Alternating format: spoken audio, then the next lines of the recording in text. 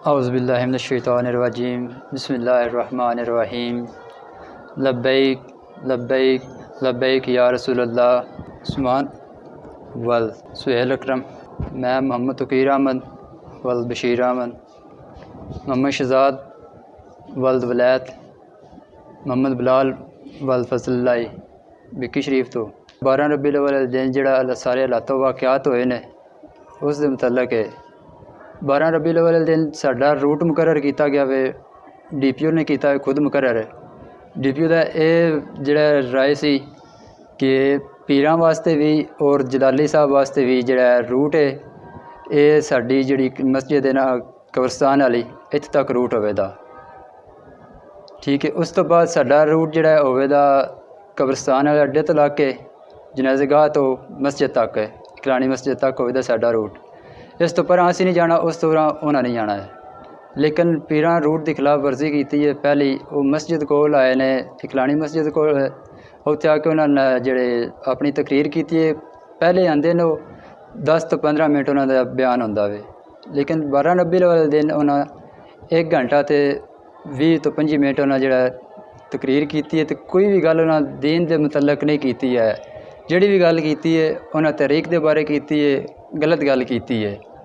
पीर साहब का यह मौकफ आई, असी घरों निकले हाँ तो असी सिर ते शहादत का जिहड़ा लैके निकले हाँ, शहादत बन के निकले हाँ।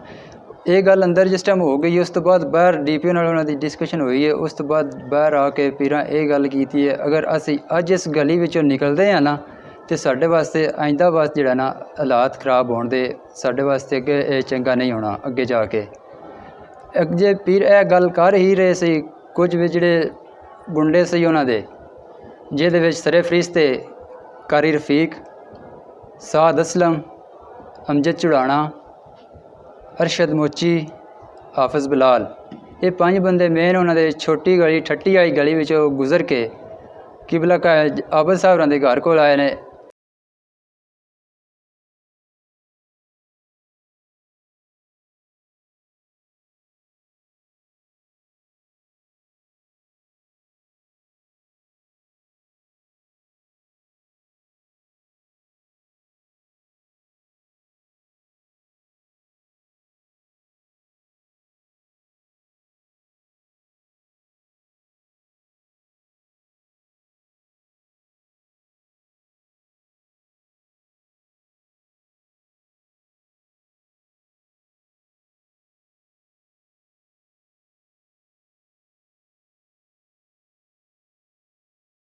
उत्थे पहुँच के इन्हां पथराव किया वे, सामने आके पहले गालम गलोच किया वे, पहला वट्टा मारिया वे साडे ते पथराव जिहड़ा किया वे वो हनीफ नां दा बंदा है बिक्की शरीफ दे, उस पथराव किया वे। दूसरा पथराव साडे ते किया वे अरशद ने। तीसरा जिहड़ा साडे ते पथराव किया गया ये किया वे अली ने। ये पथराव करके उस तो बाद अली नां दा लड़का जिहड़ा वे वो असफिया साहब दा घर है, वो घर के दरवाजे ते चढ़िया, दरवाजे तो पिलर तो फिर छत ते जाने की कोशिश की है, नाकाम रहा, को नहीं चढ़न होया। उस तो फिर उन्हें पथराव किया वे। पीर साहब के अगे जिहड़ा फिर वो मरकज़ नाल जिहड़ा ताल्लुक वास्ता है वे वो हुण किसी ते छुपया तो है नहीं है। पीर साहब ना तो जिहड़ा फतवा आया साडा बरेलवी शरीफ तो उसकी तायद कर रहे हैं, ना उसकी मुखालफत कर रहे हैं। मुनाफिकाना तरीका उन्हें अपनाया है। पुलिस वाले जिहड़े हैं वो फुल साइड लै रहे सी जलूस वालियां दी, पीर साहब की साइड लै रहे सी। वो साडी गल जरा बराबर भी ना मान रहा है। वो जिस टाइम पथराव असी जाके उन्होंने दसिया भी वो नहीं आए, फिर भी ये बावजूद दसने के बावजूद भी नहीं आए। उत्ते जिहड़े मौजूदा जिहड़े एहलकार आन, उन्होंने पुलिस वाले बंदे आन, उन्होंने नाल ये गल उन्हें की है। DPO ने यह कहा वे 5 मिनट बाद भी पथराव उन्होंने लगातार जिहड़ा चलता रहा वे। उन्होंने लड़कियां ये गल की है, बा DPO साहब तुसीं वेख रहे हो पथराव उस साइड हो रहा, इस साइड पथराव नहीं किया जा रहा। इस बावजूद भी उन्होंने कोई टस तो मस नहीं होया है।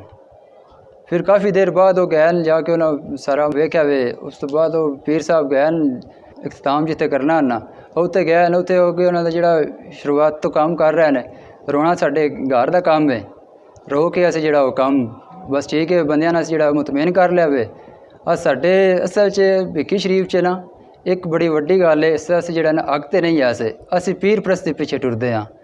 ਜਦੋਂ तक साढ़े हड्डां में पीर परस्ती है ना असी कतन भी कामयाब नहीं हो सकते।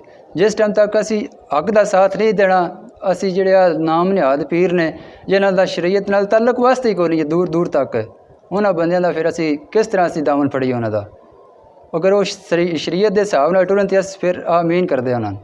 जिस टाइम वो शरीयत के खिलाफ ने, शरीयत नहीं मान रहे हैं, असी फिर उस तरह उन्हां किस तरह कबूल करिए। वमा अलैना इल्लल बलाग।